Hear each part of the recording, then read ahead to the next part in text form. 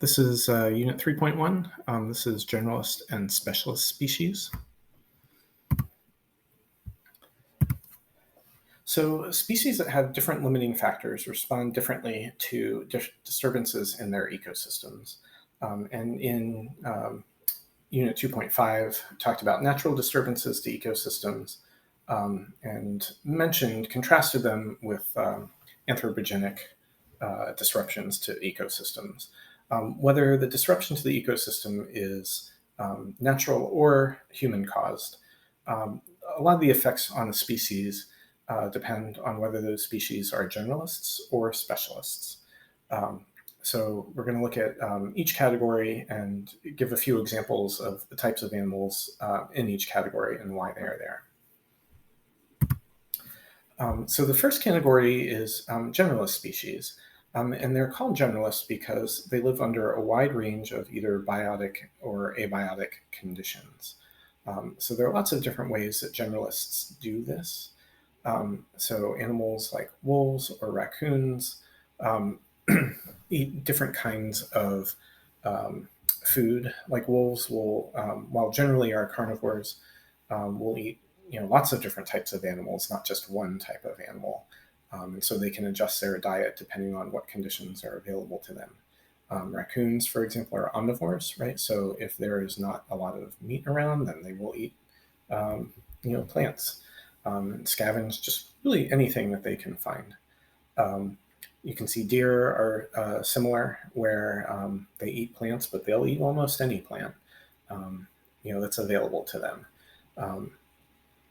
And so all of these animals in real time can change their behavior in order to respond to either natural or human-caused disruptions to their ecosystems. The other category is specialist species. And so these animals live under a very narrow range of conditions that their range of tolerance for certain biotic or abiotic factors is very narrow. And so if any of these factors change, then that very quickly negatively affects the population of these creatures. So for example, pandas and koala bears each have only one type of food that they eat.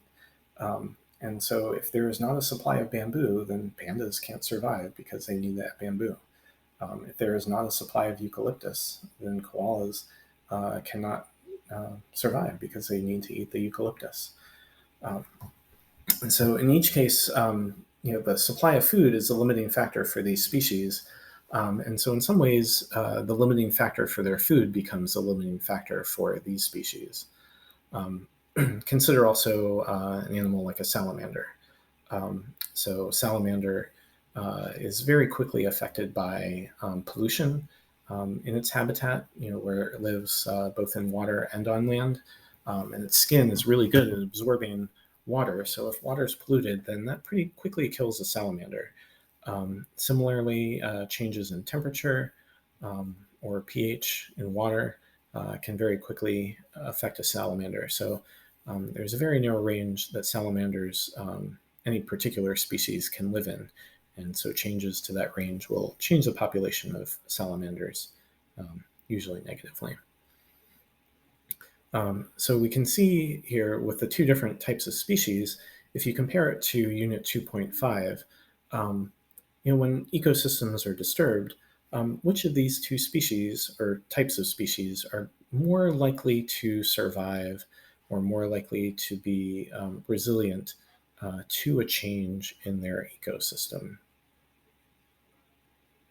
So hopefully you said generalist species, where they can survive or adapt to disturbances in their ecosystems, and specialist species populations tend to be eliminated, and entire species can go extinct if their habitat changes too much.